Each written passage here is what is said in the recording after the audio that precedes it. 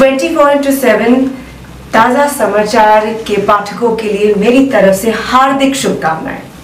Only child থেকে রাতারাতি joint family join করা, সব কাজিনসদের নাম মনে রাখাটাই তো। চল চল সবাই এসে গেছে। এত বড় স্টার্টআপের ফাউন্ডারের সাথে বিয়ে হলে অর্ধেক সময় তো ওই ভিডিও কলেই কেটে যাবে। নতুন ঘরবাড়ি, নতুন ফ্যামিলি, নতুন নিয়ম কানুন। বিয়ের পর অনেক কিছু পাল্টে যায়, কিন্তু শুধু আমার জন্য কেন? অনুরাধা, জয়, শুভ্র আর ডাক্তার এই যে নিজের স্টার্টআপ নিয়ে এত বিজি থাকে, বিয়ের পরে কতটা টাইম বার করতে পারবে জানি না। ভাগ্য ভালো, বিয়ের জন্য টাইম বার করতে পেরেছে। করতে হয়েছে। নতুন জীবন শুরু করার দায়িত্ব কিছুটা আমার, কিছুটা আমাদের। ঐতিহ্যকে ধরে চলি, নতুন গল্প লিখে চলি। আমরা রিভার কোণে, আমরা বাংলার ঐশানী। सिंगर इमन चक्रवर्ती ने अपनी आने वाली म्यूजिकल ओपेरा तोमा के देखबो बोले को लेकर किया बड़ा खुलासा।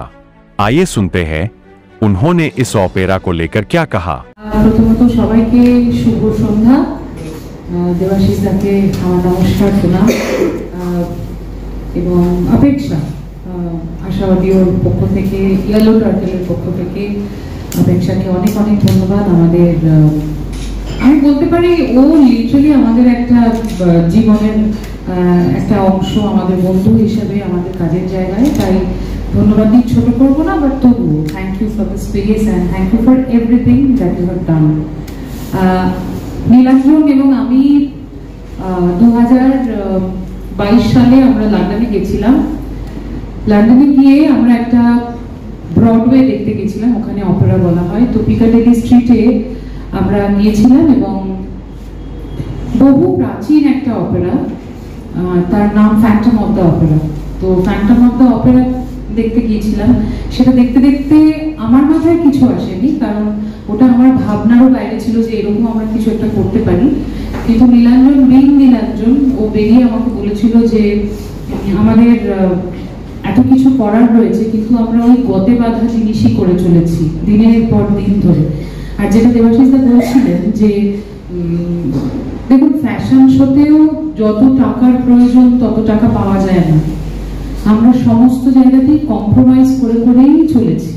হ্যাঁ, সেটা সিনেমা হোক, সেটা গান হোক, সেটা any form of entertainment. When it comes to any entertainment, তখনই সেটা একটা খুব লিস্ট ইম্পর্টেন্ট কাজের জায়গায় পৌঁছে যায়। এবং সেটা লকডাউনের সময় থেকে আরো বেশি বুঝতে পেরেছি আমরা সকলে, যে সব হবে কিন্তু গানটা হবে না, সব হবে কিন্তু রেস্টুরেন্টটা চলবে না, সব হবে কিন্তু অভিনয়টা করা যাবে না, সব হবে পার্লারটা বন্ধ থাকবে। তো এটা অনেকে বুঝতে পারেন না যে এটাই আমরা করি, এটা আমাদের মনের আনন্দ এবং এটা আমাদের, এটাতে আমাদের পেটেও আনন্দ হয় এটা করে। তো এনিওয়ে, সেই সময় নীলাঞ্জন যখন এটা বলেছিল যে এটা আমাদের করতে হবে, তখন আমি বলেছিলাম এটা কি করে পসিবল, এত বড় একটা অনুষ্ঠান। তো তখন বলেছিল যে ওই গতে বাঁধা জিনিস আর করবো না, এবার একটা অন্য কিছু করবো। সেই ভাবনা থেকে, নীলাঞ্জনের সেই ভাবনা থেকে আমরা পরবর্তীকালে আকাশ চক্রবর্তী যে অসাধারণ একটা স্ক্রিপ্ট লিখেছে এবং সেটা লেখা হলো, আমাদের 4-5 মাস ধরে টানা রিহার্সাল চললো। সেখানে শুধু আমি একা নই, আমার সঙ্গে অভিনয় করছে অরুণাভ, আমার সঙ্গে অভিনয় করছি ইমন সঙ্গীত একাডেমির সব স্টুডেন্টসরা, এত গুণী মিউজিশিয়ানসদের পেয়েছি।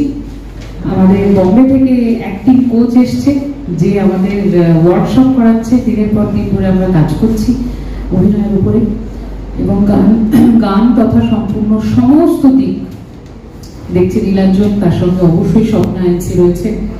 তাই সবাইকে অনেক অনেক ধন্যবাদ। এই অনুষ্ঠানটা আমরা একটা রিস্ক নিয়েছি বলা যেতে পারে, কারণ অনেকে বুঝতে পারছেন না যে এটা কি হচ্ছে। এটুকু জানি রাখি যে 22 এবং 23 মার্চ নজরুল মঞ্চে কিন্তু এমন কিছু একটা হবে যেটা আগে কখনো করেছি না। It's a repeat show. হ্যাঁ, 22 এবং 23 সেম জিনিস আমরা করব। ব্রডওয়ে বা অপেরার ক্ষেত্রে যেটা হয়, একটা অডিটোরিয়ামে, even Phantom of the Opera 1800 something কত মানে হ্যাঁ 1890 থেকে চলছে একটাই অপেরা হাউসে 100 বছরেরও ওপর সময় ধরে, যেটা আমরা ভাবতেই পারি না।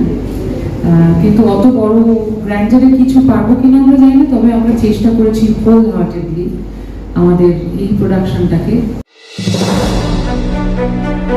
ब्यूरो रिपोर्ट 24x7 ताजा समाचार।